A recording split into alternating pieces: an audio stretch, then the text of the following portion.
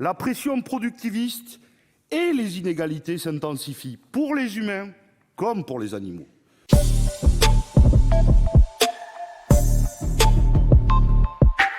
Madame la présidente, monsieur le ministre, mes chers collègues, la question du bien-être animal comporte des dimensions scientifiques, éthiques, économiques, culturelles, sociales, religieuses et politiques et transcende tous les courants de pensée et politiques.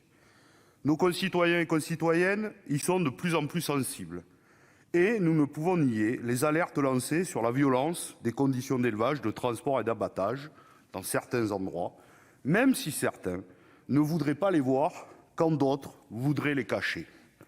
La maltraitance dans certains abattoirs, l'élevage en batterie, le broyage des poussins interrogent notre modèle agro-industriel, mais aussi, plus largement, notre modèle de société.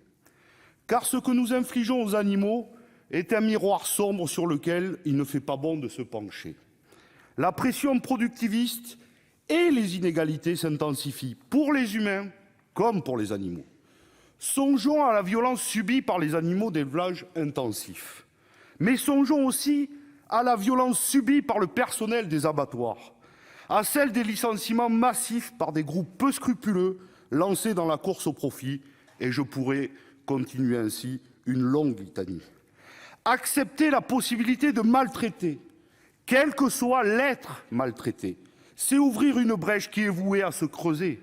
C'est créer un précédent dans la violence et l'aliénation, c'est vouloir détruire l'altérité. L'alimentation est à la fois une nécessité vitale, un plaisir et un moment de convivialité avec nos proches. Mais à l'heure de la crise environnementale et de l'industrialisation de l'élevage, nous n'avons d'autre choix que d'intégrer aussi sa dimension éthique. Repenser le rapport de l'humain à la nature, au monde animal, est une nécessité.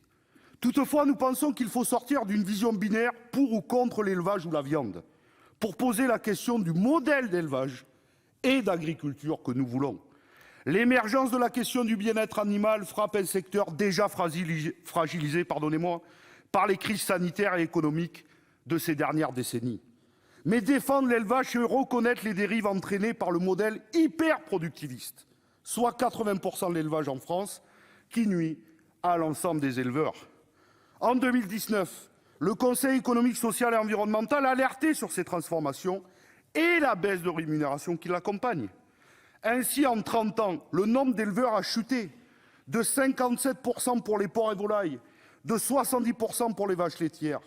Cet effondrement n'a pas empêché les cheptels d'augmenter, ni les animaux d'être abattus en masse.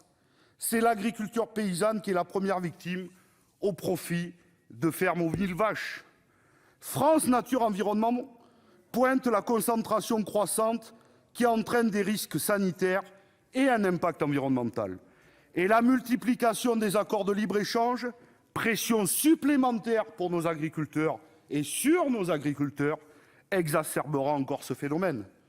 C'est dans ce cadre qu'il faut appréhender la PPL du groupe écologiste qui vise à trouver un équilibre entre un impératif des éleveurs sans les stigmatiser et la recherche de meilleures conditions d'élevage.